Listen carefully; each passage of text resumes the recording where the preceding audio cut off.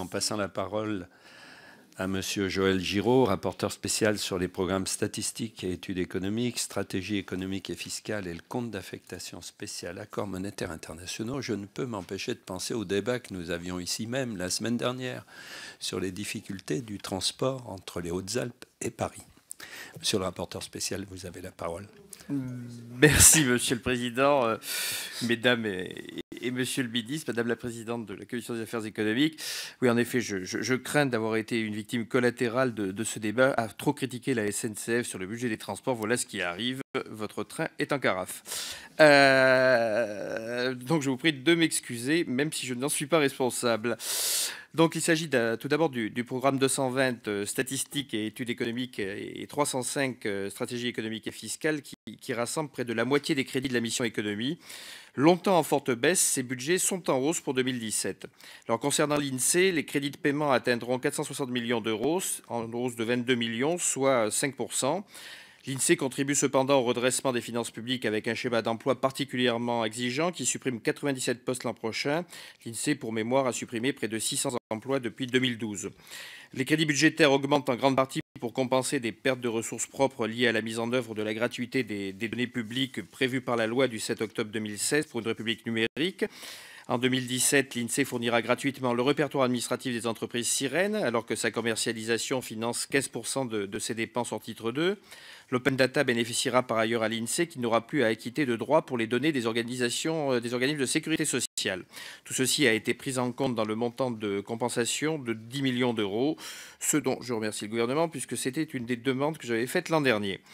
Je dois néanmoins vous alerter sur le fait que les acteurs du marché ont bien sûr anticipé l'application de la loi. Ils ont différé l'acquisition des jeux de données dans l'attente de leur gratuité. Les recettes de l'INSEE seront donc cette année nettement inférieures aux attentes. J'attire donc votre attention sur le fait qu'il faudra débloquer plus de 6 millions d'euros de la réserve de précaution en fin de gestion pour couvrir des dépenses de fonctionnement et d'investissement. L'année 2017 verra le déménagement à Montrouge du siège de la direction générale de l'INSEE, indispensable au vu de l'état du bâtiment de la porte de Vanves qui relève presque d'un arrêté de péril. 4,6 millions d'euros sont inscrits en autorisation d'engagement, mais le montant des crédits de paiement est insuffisant puisque la majeure partie de la dépense doit être acquittée dès 2017 et non l'année suivante. Pouvez-vous à ce titre confirmer que la direction du budget opérera les abondements nécessaires en gestion ? En 2017, le nouveau centre statistique de Metz achèvera sa montée en charge et intégrera le cadre prestigieux de l'ancienne gare impériale, gare qui est un des chefs-d'œuvre du style néoclassique allemand, le Rundbogenstiel pour les germanistes qui sont dans la salle. Je relève que le site rénové comporte une aile inoccupée avec 50 postes de travail. Pouvez-vous nous confirmer que vous recherchez activement des administrations susceptibles d'occuper ce site? Cela permettra en effet à l'INSEE de mieux partager les coûts de fonctionnement. J'attire enfin votre attention sur un projet majeur de l'INSEE qui nécessite votre appui. Afin d'améliorer l'indice des prix à la consommation, l'INSEE va mobiliser les données des caisses des enseignes de la grande distribution. Ce projet a longtemps buté sur le refus de certaines enseignes. L'article 19 de la loi pour une République numérique a levé cet obstacle, mais pour traiter effectivement ces données selon ses propres processus informatiques, l'INSEE a besoin de la pleine coopération des enseignes. Alors, les négociations avec chacune d'elles sont en cours. Pouvez-vous nous indiquer si les dernières difficultés sont en passe d'être levées ? Concernant le programme 305, les crédits de paiement atteindront 429 millions d'euros, en hausse de 3,9 millions d'euros après une baisse importante de 35,7 millions d'euros l'an passé. Une partie de la hausse tient à des surcoûts de rémunération sur le réseau international du Trésor en raison de la dépréciation de l'euro qui augmente automatiquement le montant des indemnités de résidence pour près de 4 millions d'euros au total.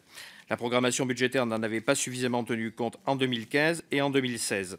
Surtout, le changement de tendance est lié à la relative stabilisation des montants remboursés à la Banque de France, alors qu'ils avaient baissé de 10% l'an passé. Ces remboursements atteindront 250 millions d'euros en 2017 pour 6 prestations facturées, et principalement pour la tenue du compte du Trésor et pour les commissions de surendettement.